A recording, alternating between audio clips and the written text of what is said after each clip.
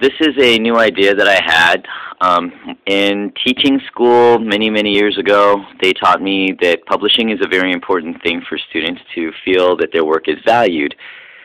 So I finally figured out how I could incorporate that into my program.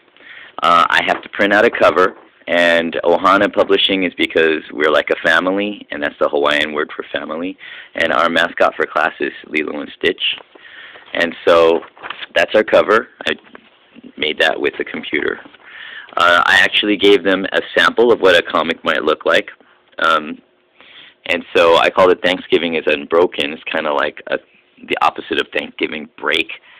And then I said Thanksgiving is unbroken, so try to play on words. I have a lot of very dark lines when you're doing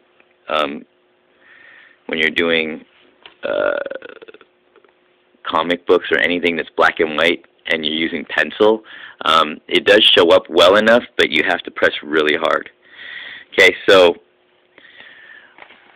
this was my sample to them because I wanted to make sure that they put a lot of background, put emphasis, did everything in as best ability as they could, not low effort or anything like that. So they did a great job. I'm very happy with the results. So when you're done, you end up getting a little comic book that looks like this. If you run it through your copy machine as a booklet or as a magazine, this is magazine format. They have an extra long-handled stapler, which I staple right here.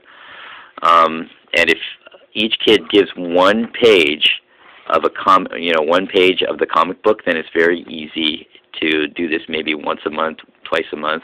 I wouldn't do it every week because it's a lot of use of paper, but it's very valuable because the kids, they get in their hands this nice little comic book, and they like to see what everybody else does. Hey, look at that! Look how clear these come out when you use very dark writing, and you press hard. It turns out really nicely. The thing I would tell them is to avoid going too close to the edge of the copy paper because some of the words are getting cut off here. Top edge of the paper, bottom edge of the paper, and even the side a little bit. So I might say when you're doing your work, some of the edges will not show up if you are not careful. Okay, so just make sure that you avoid going into any of the edges or the borders by about a quarter. Stay about a quarter-inch away from the edge, and you should be fine. But I didn't tell them that this time because it was the first time I ever made a comic book with them. But it turned out really nicely.